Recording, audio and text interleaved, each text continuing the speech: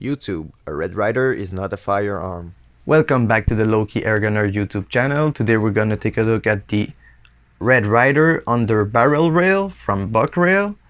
This is a rail that lets you use picatinny accessories like a bipod or a laser sight, which is going to be great for this adult size Red Ryder. So let's jump right into it and install this bad boy and see what we can do with it. So this rail is $12 US on Buck Rail website, which is not much to let you put accessories on your Red Ryder. I did not read the instructions, but hopefully you don't need to. They don't provide you instructions in the packaging, but they do offer a lot of information on their website. I believe I might have to take them apart completely.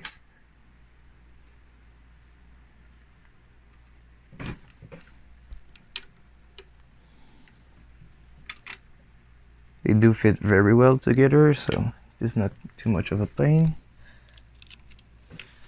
This looks like the hard part.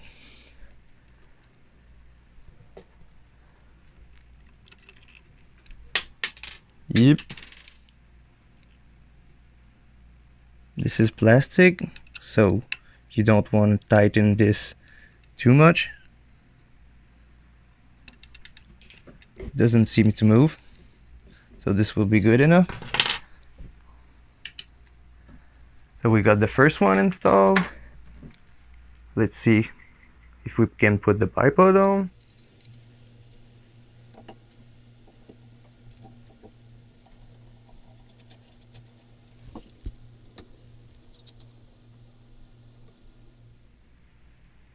So this went fairly quick. So now we got a bipod on a Red Ryder, and it is pretty sturdy, even though I did not tighten too much because I was scared to break it, but it does look very solid on there.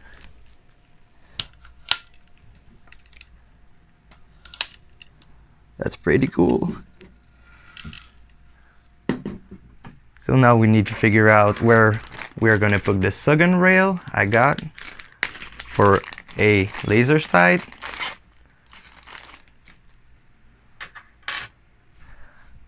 This looks like the logical spot, but there's less gap over here than there is over here, I believe. So I will put them next to each other and hope for the best for the bipod to clear them. So basically all you do is take the screw off without losing the nuts and bolts, screws, machine screws, whatever you want to call any of this stuff. Okay.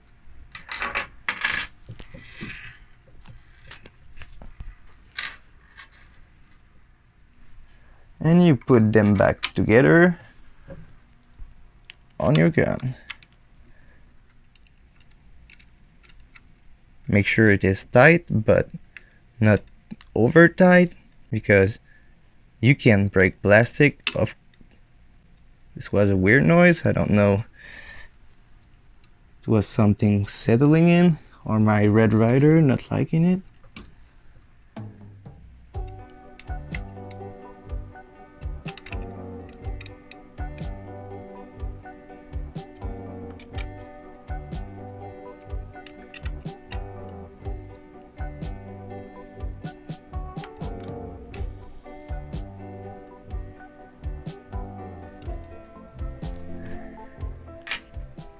It is looking pretty good now. We got a bipod and a spot to put a laser sight, which is going to be fire. Let's see if we can have a longer bipod. But loud. That's a lot of spring tension.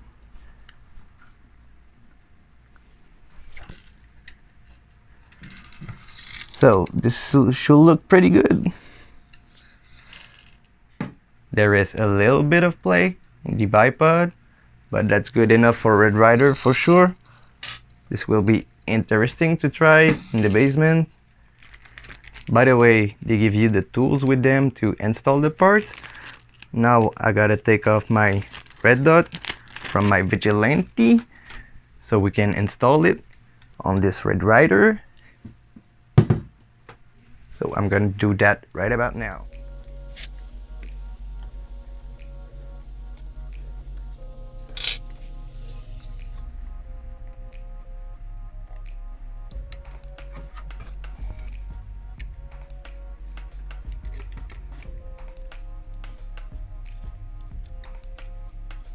I'm not sure I will be able to push the button if I keep it on there.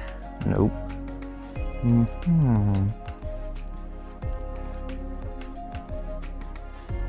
Just doesn't look right. I got the laser sight on and the bipod. One only problem with this sketchy sight is that there's no place to turn it on, so I gotta use this good old credit card, which even fit kind of tight in there. So I might have to move it out a little bit.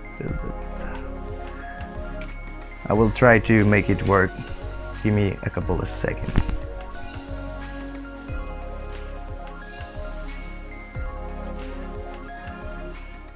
I got a better gap now by moving both a bit apart from each other's.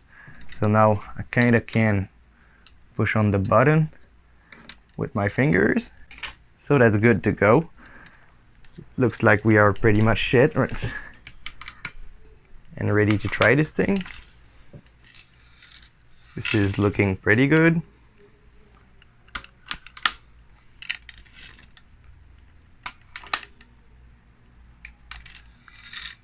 So we got 2 accessories on a red ryder, and even more to come when I will install this red ryder picatinny rail to install a scope on it.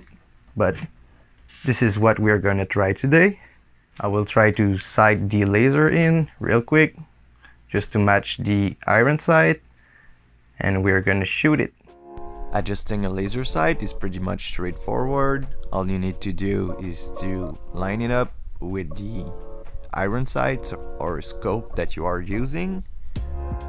I will be shooting regular Daisy steel BBs and wearing my Crossman shooting glasses to not shoot my eye out from 22 feet in the basement.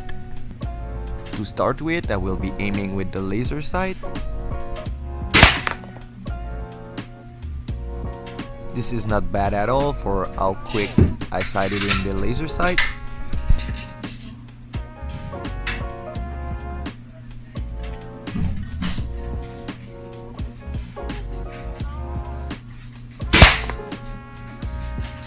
As Papipa Tutsu, not bad at all.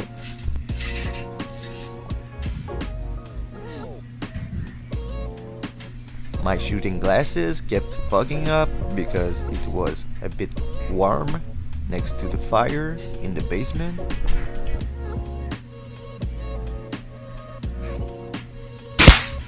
But it looks like we still did pretty decent. Wait.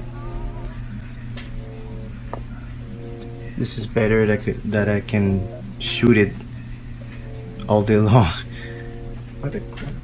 As you can tell by my live commentary, I was pretty impressed with the results yet. I thought a laser sight was not that accurate. It was only to shoot at cans for fun, but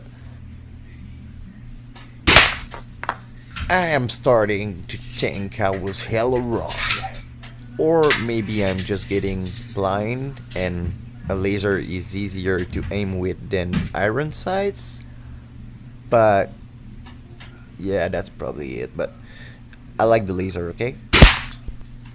So, now that I pulled the last one, we got 5 shots to look at. Okay, I pulled one, but this is under an inch, I believe. And I was not even trying. This is only with the laser. This is 3/4, I believe. 22 feet indoor. Next, I wanted to keep the laser on and use the iron sights, but I painted my front sight red, which might not be the best idea if you want to use it with a red laser sight. So I will be using only the open sights for this one. I would like to be testing this outside, but it is getting a bit cold and it is currently nighttime, so I cannot really do that. But the fireplace heat is pretty annoying in my glasses. But I guess it is still better than losing my fingers. By the way, I don't know if I need a cheek piece or glasses, but I was bobbing my head like this the whole time.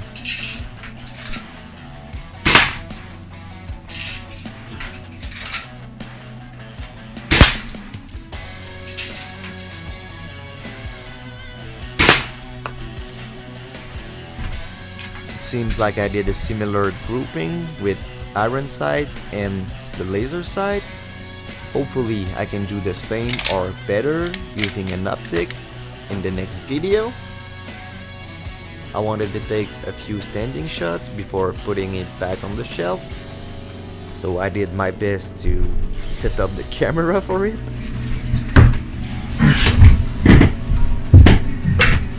Hopefully this isn't frame. Not too bad.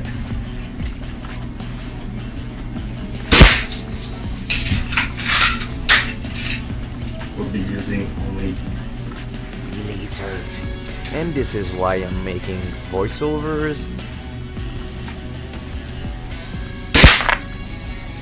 I'm not sure what this face was about, but I know what this one means.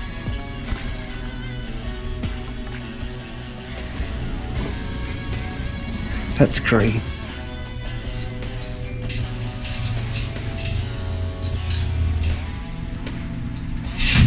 I'm back. It is already cooked. This is where things started to go Texas way, aka south, because I was getting shaky, forgot to close the bipod, and impatient, okay? So this is what it led to, but it was a lot of fun still.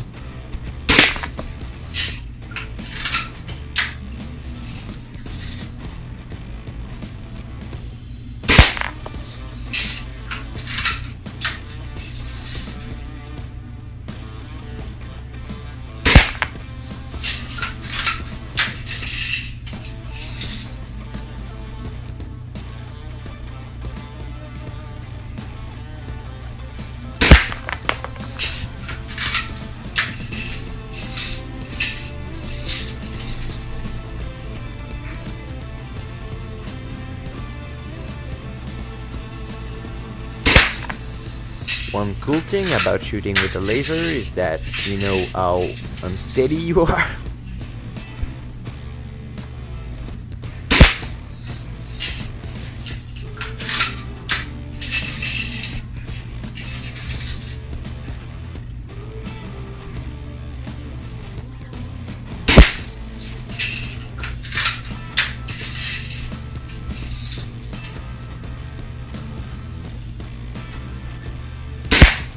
It seemed to be dieseling slash throwing a little bit of oil at the end, but I don't think we can blame this for the accuracy. I was just being impatient and bad, you know.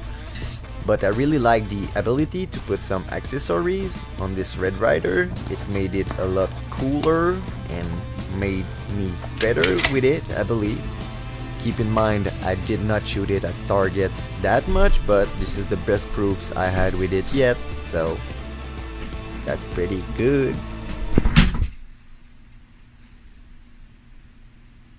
I'm pretty excited for the next episode where I'm going to install this Red Ryder Picatinny scope mount and the Hawk Eye reflex sight from Buck Rail. I highly suggest you go take a look at Buckrail website to see what they have available on there. They have free shipping in the USA, but you might want to buy from AirgunArcheryfun if you are from Canada. As always, thanks for watching and subscribe for more.